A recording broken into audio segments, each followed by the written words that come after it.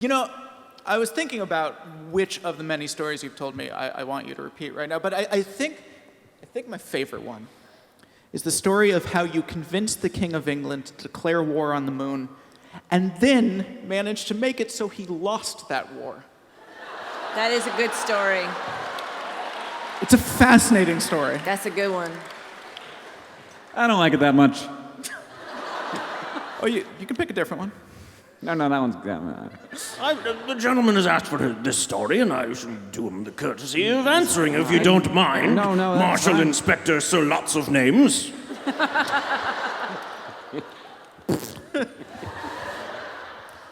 Well, as you know about me, like many of just about every single tale that I tell, it began with a wager. I am a member of all the finest gentlemen's clubs in England, and I was sitting in the finest gentlemen's club, of course known as the Club Finest. We're not very creative with our naming, but it's all about the wagering. And I was sitting there one day eating my cold stew of lamb and other boiled meats, as I want to do. Your cold stool of lamb? It was a cold stew. Oh, sorry. I did actually think you said stool. But do tell us about the time you ate a cold stool of lamb. I'm fascinated about that story. And also how it directly relates to the story you're telling I now. will tell you, Yeah. exactly. It's This a good story. Oh, this is a lovely story. I do like this one. This, of course, takes me back to my time in the war. And yet another wager. My batman, as we had some downtime in the middle of War. Warring. war. Yes, right, we were in the middle of the war, you know, the war in the place, the hot war, they called it. And my batman turned to me and he said, "Stinky." He called me Stinky. I allowed him that informality. He said, "I wager to you, sir, that I can eat a more disgusting item than you." And I said, "Sir, you have a wager." And he came forth with some scrapings from the underneath of the dog troughs. By which, of course, I mean the troughs in which we laid the dogs that had died during the war. And he came to me with this handful of dog trough scraping, and he said, "I'm going to eat this, Stinky." And I said, "Go right ahead, Batman, whose name I don't recollect at the moment." And he proceeded to eat it, and proceeded to immediately vomit. I considered eating that vomit, but then I thought, no, I must take a bolder step. So I went over to the neighborhood lambery, provider of lambs, and I said unto the caretaker of the lambery, "Sir, please procure for me your coldest stool. For as we all know, stool that is cold is that much more disgusting." And he gave me the stool that was nigh upon frigid. And I brought it back to my batman, and I proceeded to eat it, and I won that wager. And the reason this story bears relevance is that same batman was there at Club Fancy that day, and he was the one who wagered to me. He said, "Stinky, I challenge you, sir, I wager that you cannot get England involved in a war that they have never fought before."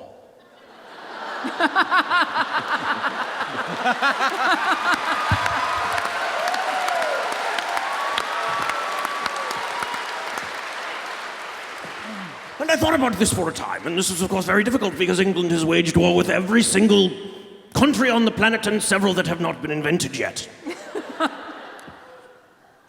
And then I said, "Batman, whose name I still have not bothered to learn, you, sir, have a wager." What year was this? Because surely, I remember very specifically that previous to, I believe, was the time that you had the king wage war on the moon. There was a previous time that England, in fact, went to war with, maybe it was a moon, but not the moon.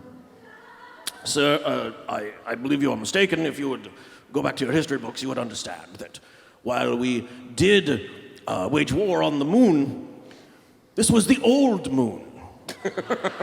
Sure. The time before King George. When they George? won the war they won against the moon. The war that blew up the original moon, such that we had to reconstruct the new Right, moon, I hence the name apologize. New Moon, sir. I will have that ring, if you will, please. Well, that's Now, nice. here was where I decided that I would... This was the war against New Moon? Was that before or after the eclipse?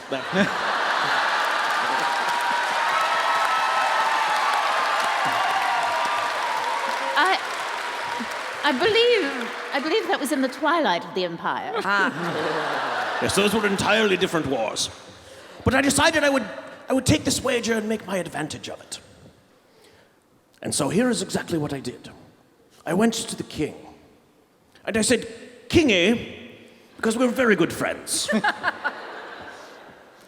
"You know that moon that we constructed after the old war?" And he said, "Stinky, of course I know." And I said, "You know how we constructed it out of cheese?" And he said, "Of course." It was cheese of Gelderland, by the way. Thank you for that, you English people. You bought so much cheese. I said, I said unto him, "You know those people that we put up there on the new moon? You know, to mine the cheeses. The Welsh." Yes, of course, the Welsh, yes. Or, as we traditionally refer to them, the cheese miners. Terrible people. Oh, they're awful. They smell horrible. And he said to me, "Of course, I can't stand the Welsh."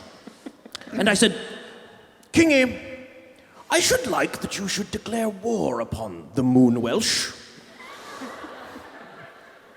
And he thought about it a moment, and he said, "You know, we haven't had a good war in at least 3 or 4 months." Now, I'm confused. May I call you Stinky?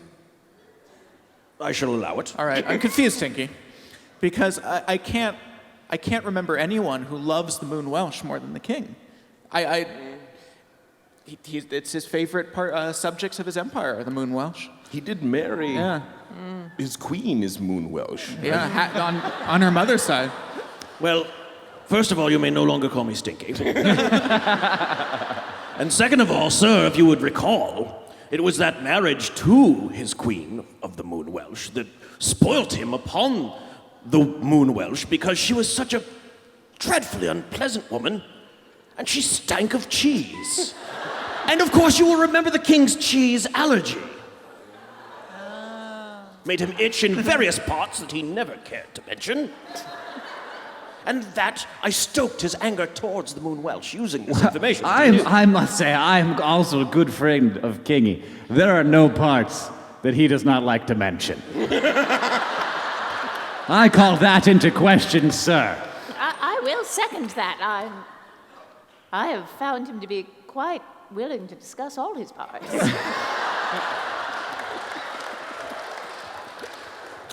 Especially when he needs them scratched.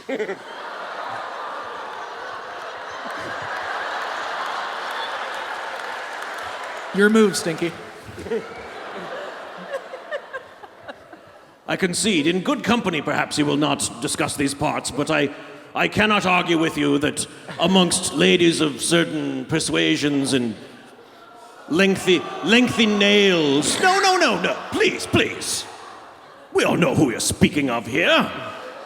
Her and her talk of scepters. Of course, you have to speak of scepters. Could be talking about mics.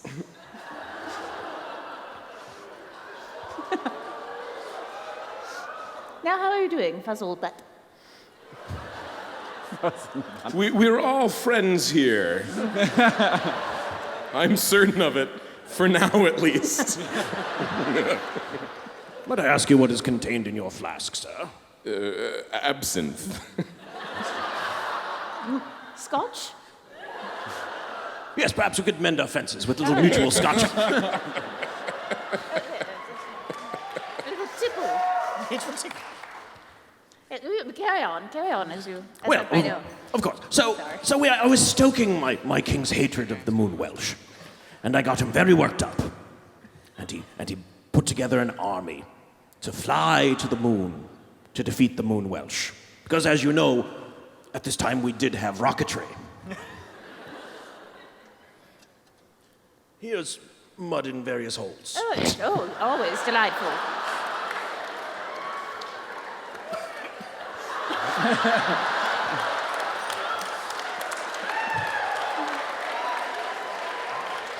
Sorry, you can't handle the girly drinks. I'm sorry I was distracted. So long story short, we fought against the Moon Welsh, and as we all know, they are absolutely terrible fighters because they are so redolent of cheese and they eat nothing but the cheese, so they're completely stopped up. This war lasted perhaps 6-7 minutes, as I recall. But what nobody knew, including my Batman, is before I went to the king to propose this war on the moon cheese, Welsh, I had invested heavily in cheese futures. And as such, as we brought the spoils of war back to us by taking a good half of the moon back, I made my fortune in Welsh moon cheese.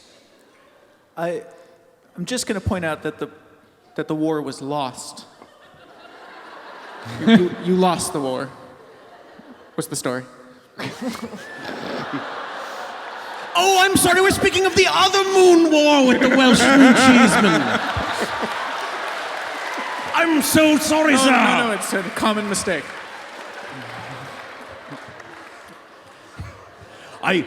In this war, it carried on very much in the same manner as I had explained about this previous war, except instead of investing in cheese futures, I had shorted moon cheese stocks. So your definition of winning or losing a war is whether you make money. Is there any other method of defining a war's victory? I was agreeing with you.